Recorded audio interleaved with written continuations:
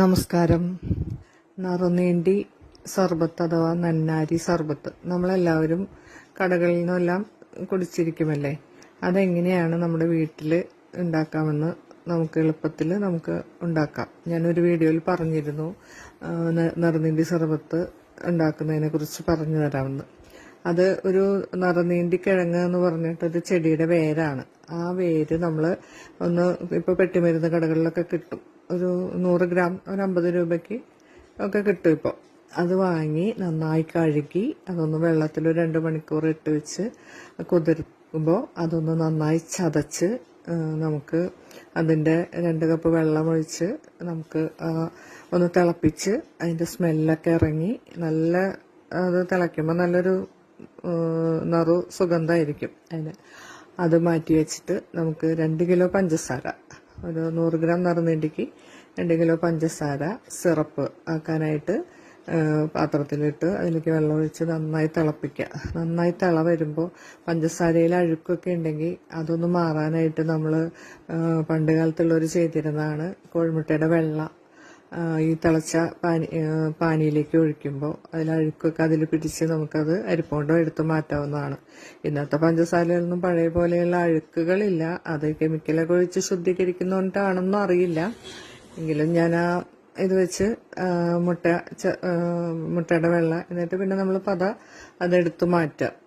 അത് മാറ്റിയിട്ട് പിന്നെ ഞാൻ 2 കിലോ പഞ്ചസാര, അതിൽ നിന്ന് 2 സ്പൂൺ പഞ്ചസാര മാറ്റി വെച്ചിരുന്നു. ആ പഞ്ചസാര നമുക്ക് ഒന്ന് കരിയിച്ച് അപ്പോൾ കുറച്ചും കൂടി ഡാർക്ക് കളർ കിട്ടും ഈ സിറപ്പിന്. അതിന് വേണ്ടിയിട്ട് നമുക്കത് മാറ്റി വെച്ചിട്ടുള്ളതാണ്. അതൊരു പാനിലിട്ട് നമ്മൾ ചൂടാക്കി അത് ബ്രൗൺ കളറാവുമ്പോൾ എടുത്ത് നമുക്ക് ഈ സിറപ്പിലേക്ക് ചേർക്കാം.